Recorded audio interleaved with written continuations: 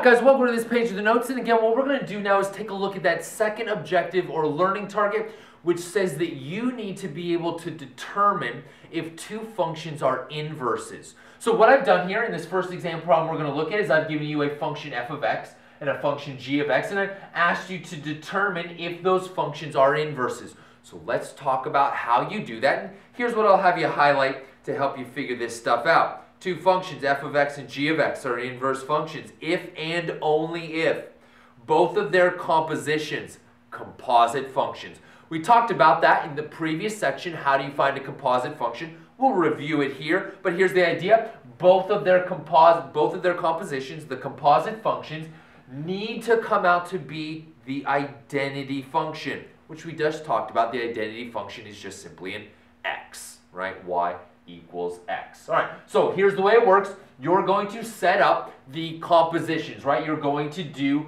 f of g of x. You could write it like this as well, where you're plugging g of x into f of x, and when you do that, everything should cancel and you're left with just an x.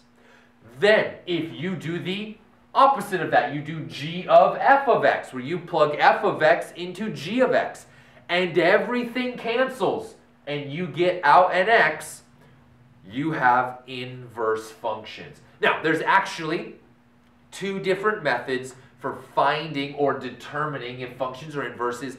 I will show you both of them. I will show you both of those methods. But let's go ahead and start with this first one where we find the composite functions. Since that's review from section 1, we'll review it here as well. So here's the way it's going to work. I've given you the function f of x and g of x. So we'll start off by finding f of g of x first. So we're going to find f of g of x first. Then over here we'll find g of f of x. Now in order to find f of g of x, I need to start with f of x, which is equal to 3x plus 9. In order to find f of g of x, I need to plug g of x into f of x. So I'm going to find f of g of x. So the domain value I'm plugging in is the function g of x. So g of x is going to go in everywhere I have an x. 3 g of x plus 9. Well, I know what g of x is, so go ahead and throw that in there. F of g of x. So I'm going to have 3 times the quantity, 1/3 x minus 3 plus 9. All right, well, this is really simple to evaluate. Here's what we're going to do. Distribute the 3 through the parentheses, right? So here's what we wind up with. F of g of x is equal to 3 times 1/3 x. The 3's cancel. I'm left with just an x. 3 times a negative 3 is a minus 9. I already have the plus 9 out here.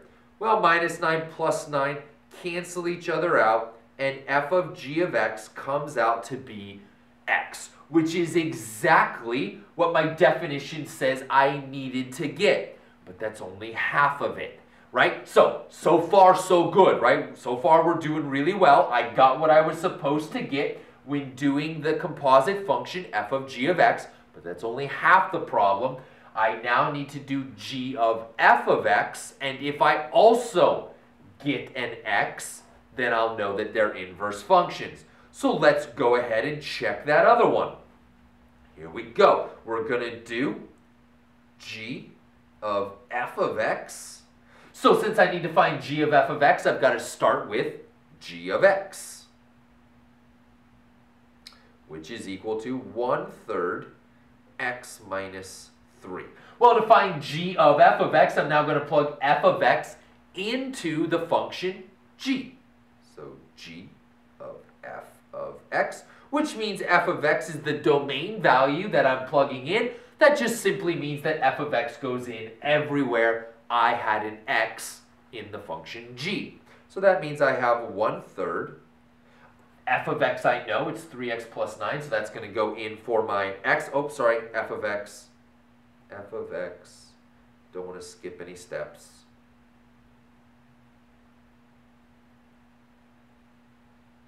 There we go. Now we're to the point. I know what f of x is. Plug it in.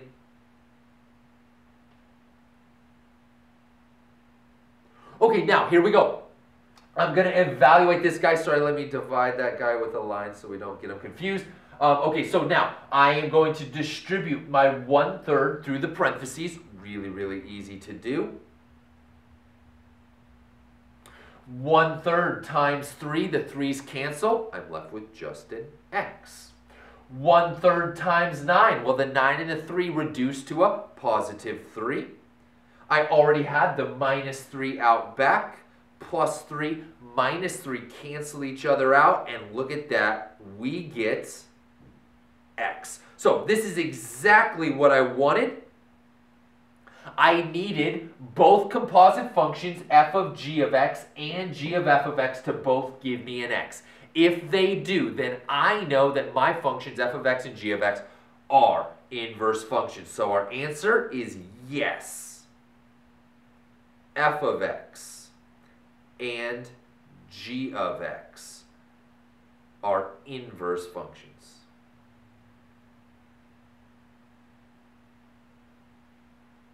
All right, great. Let's go ahead and try this one more time on another problem. Here we go. Let's do this one. We'll use the exact same method that we just learned, right? Same method we just learned. We'll set up the composite functions to determine if these guys are inverses.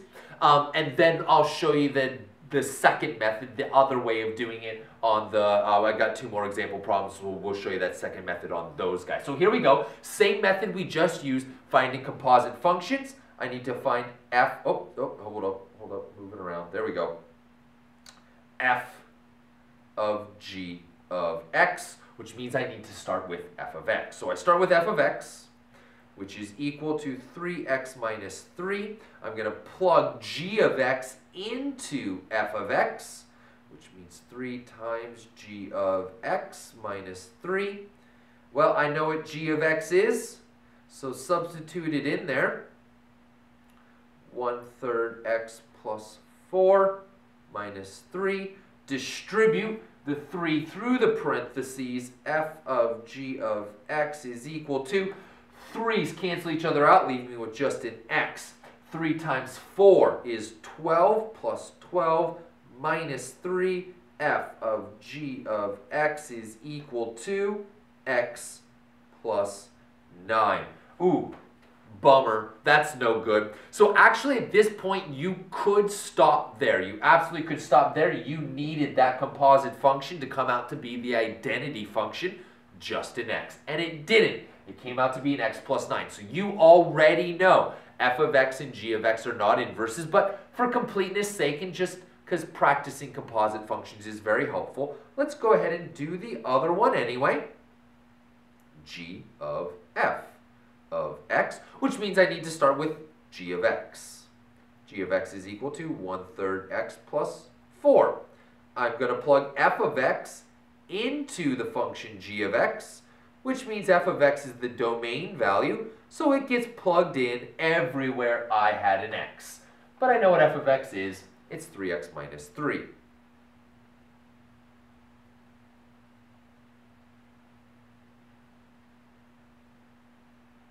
All right. Distribute the 1/3 through the parentheses. G of f of x is equal to, the 3's are going to cancel each other out, leave you with just an x. Negative 3, again divided by 3, the 3's will cancel, leave you with a minus 1 plus 4, which means g of f of x is equal to x plus 3. And once again, that did not work out. I needed that composite function to come out to be the identity function, just an x. And it doesn't. It comes out to be an x plus 3, which is no bueno, and simply tells me what I already knew. F of x and g of x are not inverses. All right, guys, what we'll do is head on over to the next page of the notes. We'll take a look at another example problem where I'll show you a different method for doing exactly the same thing, determining if 2 functions are inverses. So head on over to the next problem, and I'll meet you guys there.